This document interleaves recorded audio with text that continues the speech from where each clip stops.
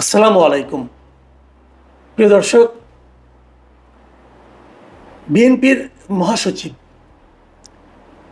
Mister Mirza Fakhrul Islam আলমগীরের একটা কথা নিয়ে আজ আমি এই আলোচনাটা করব।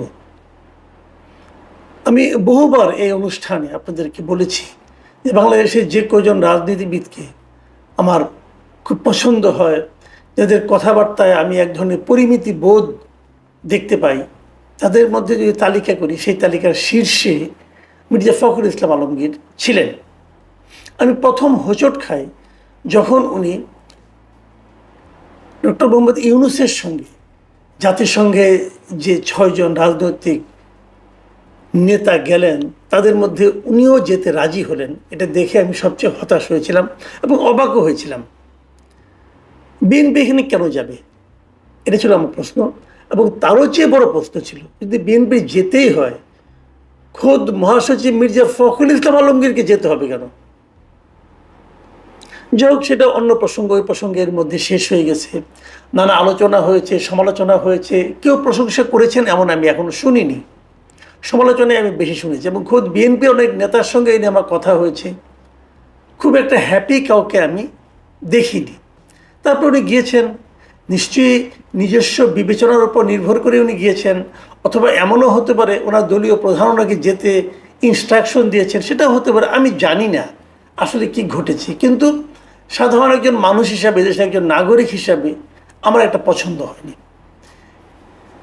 এরপর আর কি ঘটলো যে নিয়ে আজকে আলোচনা করতে হবে, সেটা হলো যে ওখানে যাওয়ার পর ওনারা কি করেছেন না করেছেন সব খোঁজখবর নিতেও চাইনি, দরকারও মনে করি নাই। কিন্তু শনিবার দিন মানে ২৭ তারিখে, গতকালকে আমাদের সময়, গতকালকে তাদের সময় আরও একটু আগে, নিউ ইয়র্কে এনআরবি কানেক্ট ডে নামে একটা অনুষ্ঠান হয়েছে। যারা নাকি বিদেশে আছেন আর কি, নন রেসিডেন্ট যারা আছেন, তাদের নিয়ে একটা অনুষ্ঠান হয়েছে। সেই অনুষ্ঠানে অনেকে বক্তব্য রেখেছেন। সেখানে প্রফেসর ইউনূস ছিলেন সেই অনুষ্ঠানের প্রধান অতিথি। উনি কথা বলেছেন। কেবলমাত্র রেজিস্টার্ড লোকরা ওখানে ঢুকতে পেরেছেন যতটুকু আমি জেনেছি। তার মধ্যে প্রফেসর ইউনূসের সঙ্গে বাংলাদেশ থেকে যে সমস্ত পলিটিশিয়ান গিয়েছেন তারাও সেখানে উপস্থিত ছিলেন। এবং সেখানে মির্জা ফখরুল ইসলাম আলমগীর কি বলেছেন সেই কথাটা নিয়ে আজকে আলোচনা। তিনি সেখানে বলেছেন যে অন্তর্বর্তীকালীন সরকারের যে উপদেষ্টা, প্রধান উপদেষ্টা ডক্টর মোহাম্মদ ইউনূস, তার বিভিন্ন উন্নয়নমূলক কার্যক্রমের উনি ওখানে ভূয়সী প্রশংসা করেছেন। প্রফেসর ইউনূস নানা ধরনের উন্নয়নমূলক কাজকর্ম করেছেন এবং সেগুলোর ব্যাপক প্রশংসা করেছেন মির্জা ফখরুল ইসলাম আলমগীর। আচ্ছা, ডক্টর ইউনূস গত ১ বছরে কী কী উন্নয়নমূলক কাজ করেছেন বলেন তো ভাই আপনি একটু। আমি একটু স্মরণ করার চেষ্টা করলাম উনি কী কী উন্নয়নমূলক কাজ করেছেন। উনি খুব গুরুত্বপূর্ণ কাজ কী করেছেন? গুরুত্বপূর্ণ কাজের মধ্যে হতে পারে যে ওনার গ্রামীণের জন্য আগাম কিছু কর অব্যাহতি নিয়েছেন। তারপরে গ্রামীণের জন্য উনি একটা ইউনিভার্সিটি নিয়েছেন, মেডিকেল কলেজ নিয়েছেন নাকি, এগুলি আরও করেছেন। গ্রামীণের জন্য আদব ব্যবসার লাইসেন্স নিয়েছেন। ওনার মামলাগুলিকে প্রত্যাহার করে নিয়েছেন। আওয়ামী লীগকে নিষিদ্ধ করে, আওয়ামী লীগের রাজনৈতিক কর্মকাণ্ড নিষিদ্ধ করেছেন। তারপরে আরও উন্নয়ন কী করলেন? আরও উন্নয়ন করেছেন, পোর্টটাকে লিজ দেওয়ার ব্যবস্থা করেছেন বিদেশি একটা সংস্থার কাছে, উইদাউট এনি টেন্ডার, কোনো আন্তর্জাতিক প্রতিযোগিতা ছাড়াই ওনার পছন্দ অনুযায়ী একটা প্রতিষ্ঠানকে লিজ দেওয়ার চেষ্টা করেছেন। উন্নয়ন আরও করেছেন, ইলন মাস্কের প্রতিষ্ঠানকে এখানে এনে তার ইন্টারনেটের ব্যবস্থা করেছেন, যেটা নাকি বাংলাদেশের অধিকাংশ গ্রাহকের মধ্যে হতাশা তৈরি করেছে। যাই হোক, সেটাও একটা উন্নয়ন ধরে নিচ্ছি। আর কি উন্নয়ন করেছেন উনি? সংস্কার নামে একটা ভজগটো পাকিয়েছেন। উন্নয়নটা কোথায়? দেশের বেকারত্ব বেড়েছে। এইগুলোর ডক্টর ইউনূসের এই সমস্ত কর্মকাণ্ডের ভূয়সী প্রশংসা করেছেন আমাদের মির্জা ফখরুল সাহেব। এবং তিনি আরও বলেছেন, আমি তার কথা একটু আপনাদেরকে পড়ে শোনাই। তিনি বলেছেন, গণতান্ত্রিক, সমৃদ্ধ এবং দুর্নীতিমুক্ত দেশ গঠন করার যে স্বপ্ন ছিল শহীদ প্রেসিডেন্ট জিয়াউর রহমানের, তার সমস্ত কথাগুলো প্রফেসর ইউনূসের কথায় বের হয়ে আসছিল। এটা উনি বলেছেন। এবং উনি আরও বলেছেন, প্রফেসর ইউনূস যখন কথা বলছিলেন আমার বারবার মনে হচ্ছিল যে আমি এদেশের স্বাধীনতার ঘোষক শহীদ প্রেসিডেন্ট জিয়াউর রহমানের কণ্ঠ শুনছি। মানে জিয়াউর রহমান যে কথাগুলি বলতেন সেই কথাগুলি যেন ওনার মুখ দিয়ে উচ্চারিত হচ্ছে। উনি যখন কথা বলছিলেন ওনার কাছে মনে হচ্ছে আরে এটা তো জিয়াই কথা বলছেন। এবং উনি আরেকটা কথা বলি ওনার ওনার উচ্চারিত বাক্য, উনি বলেছেন ডক্টর ইউনূস দূরদৃষ্টি সম্পন্ন, দুনিয়া জোড়া তার সুনাম, তিনি দেশকে একটি কাঙ্ক্ষিত মানে দেখতে চান। এটি শহীদ প্রেসিডেন্ট জিয়াউর রহমানেরও চাওয়া ছিল। আমি ডক্টর ইউনূসের মাঝে আমাদের দলের প্রতিষ্ঠাতা শহীদ প্রেসিডেন্ট জিয়াউর রহমানের প্রতিচ্ছবি দেখতে পাই। মানে শহীদ প্রেসিডেন্ট জিয়াউর রহমানের প্রতিচ্ছবি উনি ডক্টর ইউনূসের মধ্যে দেখতে পাচ্ছেন। আর সমস্যাটা কি? তাহলে নির্বাচনের দরকার কি? বিএনপির তখন উচিত হবে ডক্টর ইউনূসকে প্রধানমন্ত্রী করার জন্য আন্দোলন করা, অথবা তারা যে সামনে নির্বাচনটা করবেন সেই নির্বাচনে ডক্টর ইউনূসই তো বিএনপির প্রধানমন্ত্রী ক্যান্ডিডেট হতে পারেন। কারণ যে ব্যক্তি এই দলটা প্রতিষ্ঠা করেছে তার প্রতিচ্ছবি যার মধ্যে আছে তিনিই তো তার দলের সবচেয়ে যোগ্য ব্যক্তি প্রধানমন্ত্রী হওয়ার জন্য, তারেক রহমান নয়, ডক্টর ইউনূস। কারণ আমি কখনো শুনিনি তারেক রহমানের মধ্যে কেউ জিয়া রহমানের প্রতিচ্ছবি দেখতে পায়। ডক্টর ইউনূসের প্রতিচ্ছবি দেখতে পাচ্ছেন ওনারা, এই দলের মহাসচিব ডক্টর ইউনূসের মধ্যে। মানে একটা দল, মানে আমি কি বলবো, উনি একজন রাজনৈতিক ব্যক্তিত্ব, ওনার মধ্যে উনি বিএনপির রাজনীতি করেন না, ওনার মধ্যে এরকম রাজনৈতিক দেউলিয়াত্ব কি করে ভর করলো আমি বুঝতেই পারি না। আর উনি যদি সেই রাজনৈতিক দলের মহাসচিব হন তাহলে সেই দলের মধ্যে কি অবস্থা হলো, এ দলের সাধারণ মানুষের মধ্যে রিয়াকশনটা কি জানেন? আমি আজকে বেশ কয়েকটা ফোন পেয়েছি, অনেকে আমাকে মেসেজ করেছেন হোয়াটসঅ্যাপে এবং আমার মেসেঞ্জারে, তাদের এই রিয়াকশনগুলো শুনেই কিন্তু আজকে আমি এই অনুষ্ঠানটা আসলে করতে বসেছি।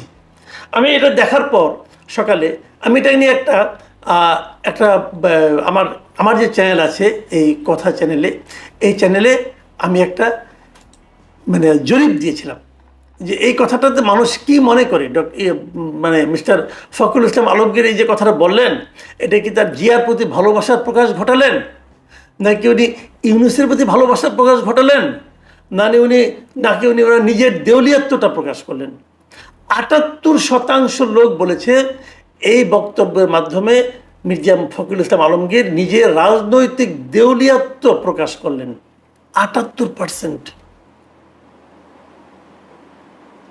মির্জা ফখরুল দেউলিয়া হয়ে যাচ্ছেন দলকে নিয়ে নাকি একা একা?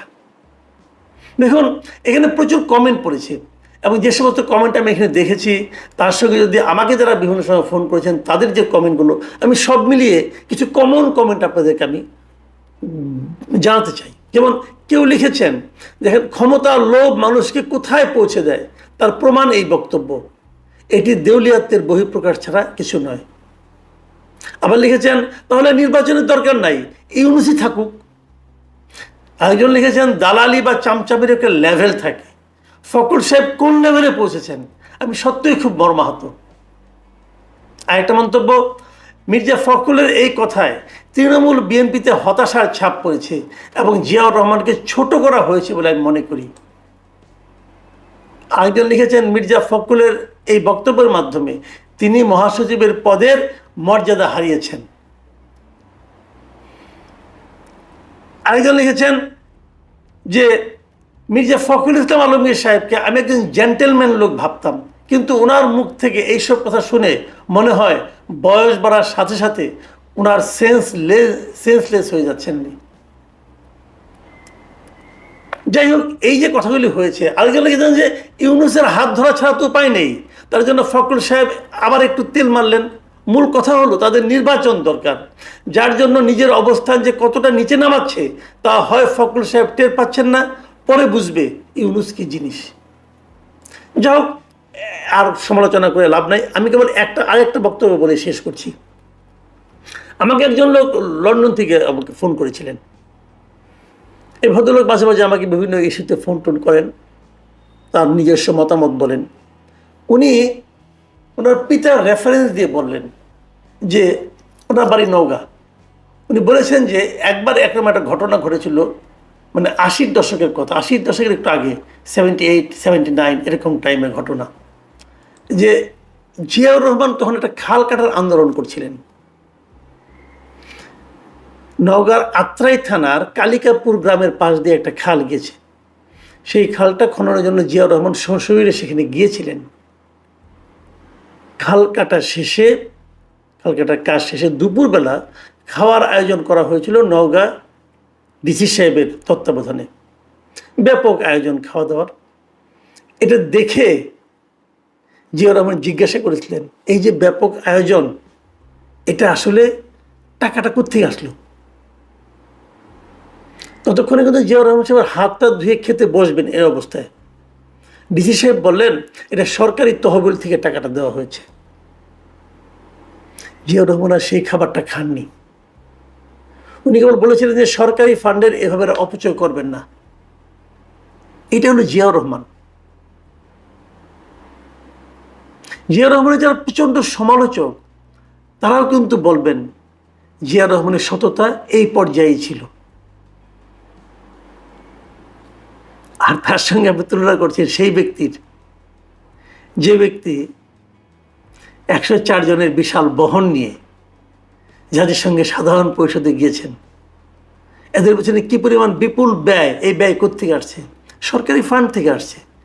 জিয়াউর রহমান যেতেন, মির্জা ফখরুল, আপনি জিয়াউর রহমানের সঙ্গে মন্ত্রিসভায় হয়তোবা ছিলেন না, আমি জানি না, আমার মনে নেই।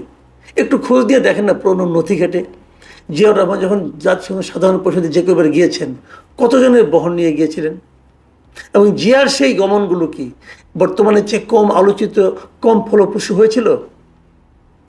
আপনি কার সঙ্গে কার তুলনা করছেন? এইসব প্রবীণ রাজনীতিবিদের শুভবুদ্ধির উদয় হোক, এটুকু কামনা করা ছাড়া তো আমাদের আর কিছু করার নেই। প্রিয় দর্শক, এখন এই পর্যন্তই। আল্লাহ হাফিজ।